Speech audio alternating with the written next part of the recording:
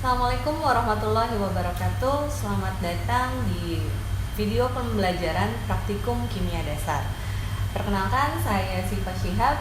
Hari ini kita akan mengenal beberapa jenis alat yang sering digunakan dalam laboratorium atau di dalam kegiatan praktikum kimia. Pertama, saya ingin mengenalkan ini tabung reaksi. Tentunya teman-teman juga sudah tahu kalau tabung reaksi yang ini terbuat dari gelas. Biasanya kita untuk mereaksikan bahan-bahan di dalam tabung reaksi ini.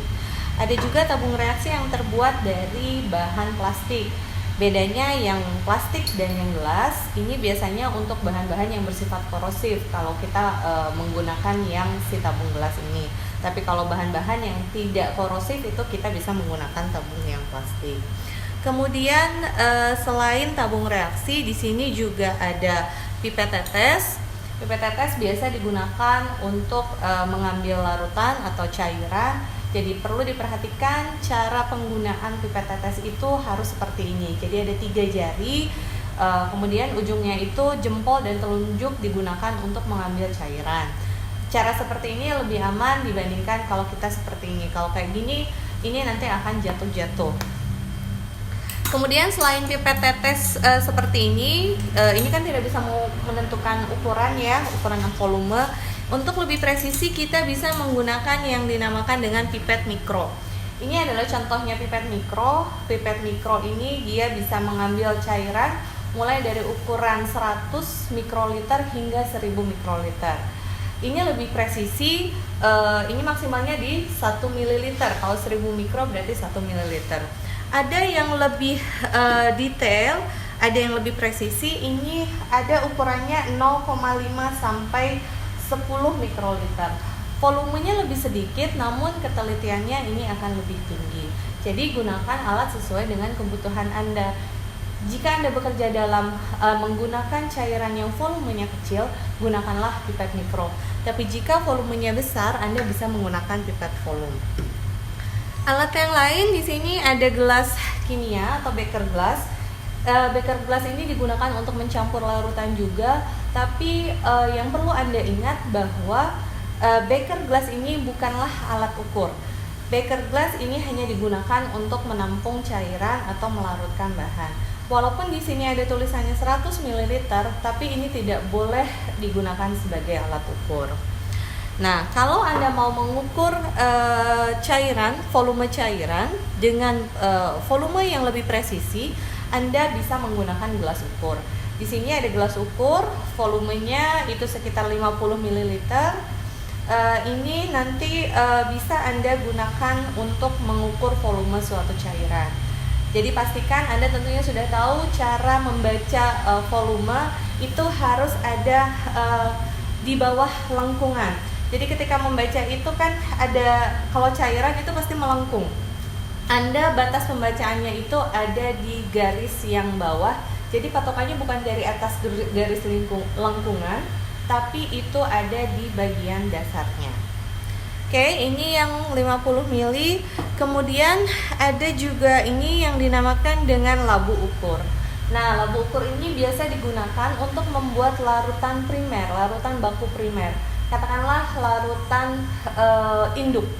Jadi nanti dalam beberapa percobaan kimia Anda akan menggunakan larutan induk. Ini biasanya konsentrasi dan volumenya harus tepat. Cara membacanya adalah di sini ada garis batas garis yang tipis, tapi ini adalah menunjukkan volume maksimumnya. Jadi volumenya ada di 250 ml kalau yang ini. Ini biasanya untuk larutan induk. Nah, ada juga ini namanya botol semprot. Nah, biasanya botol semprot ini diisi dengan aquades. Aquades ini nanti biasanya kan kalau kita mau nambahin cairan itu nggak bisa seperti ini. Nggak bisa dengan menggunakan gelas ukur seperti ini saja, itu tidak bisa. Tapi ketika volumenya sudah mendekati batas, itu kita gunakan botol semprot. Sehingga volume air yang dikeluarkan ini akan lebih presisi dan tidak akan melewati garis batas dalam labu ukur ini. Kemudian, nah yang ini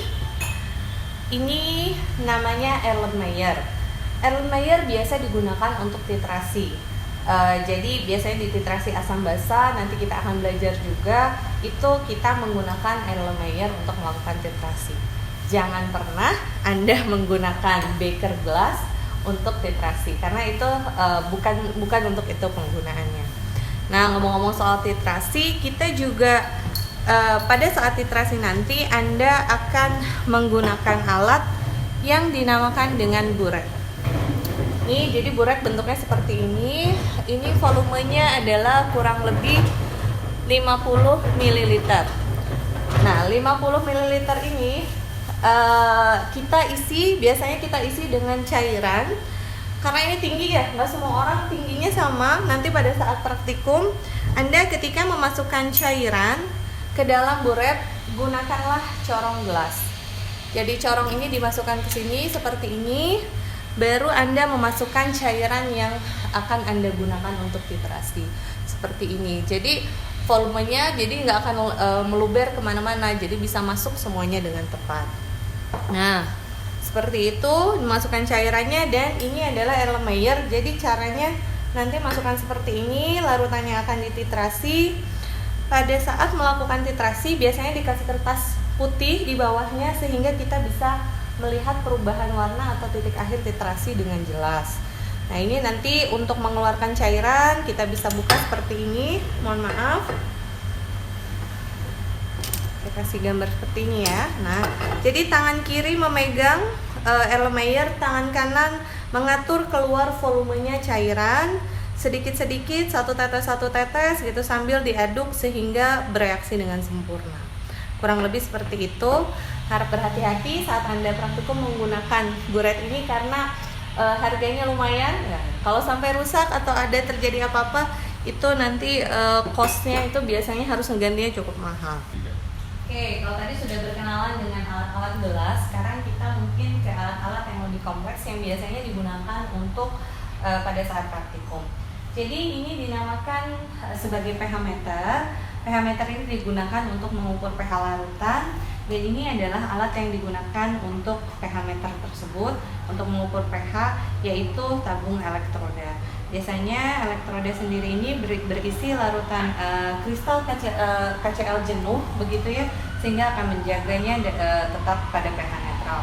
Pada saat akan menggunakan elektroda ini biasanya harus dibersihkan atau kita bilas dengan aquades, jadi seperti ini.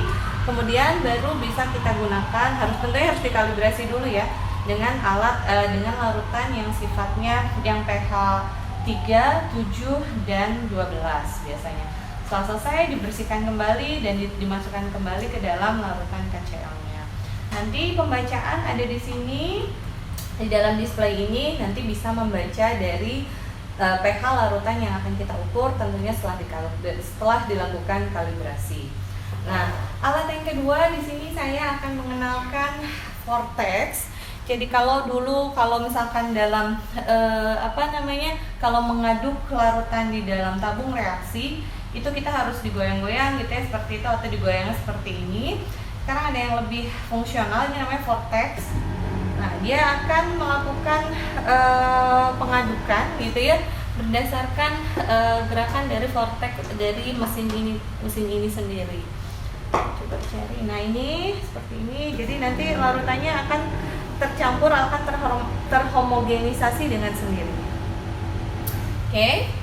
Cukup untuk yang vortex. Kemudian, nah ini paling Anda akan sering gunakan. Ini namanya timbangan digital. Jadi timbangan digital ini memiliki ketelitian hingga 3 angka di belakang koma dengan satuan gram. Kita jadi bisa menghitung yang miligram juga di sini. Pada saat menggunakan timbangan, pastikan kondisinya sudah dalam 0. Kemudian kita gunakan alat untuk membantu menimbang bahan. Ini namanya kaca arloji. Kaca arloji digunakan untuk menimbang bahan. Jadi sebagai wadahnya.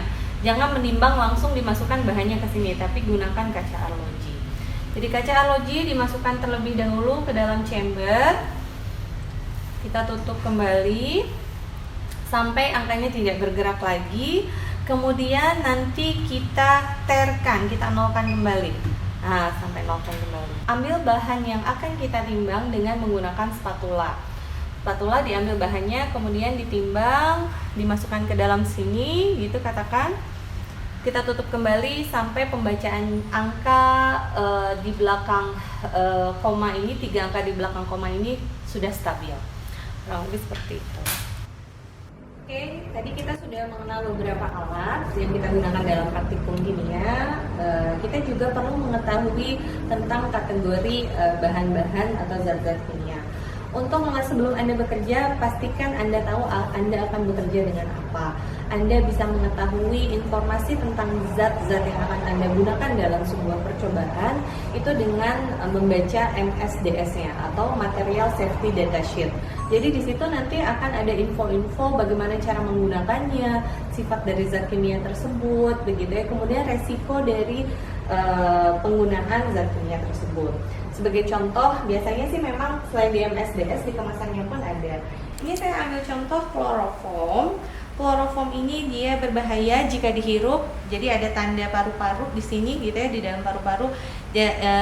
Jadi ini berbahaya jika terhirup.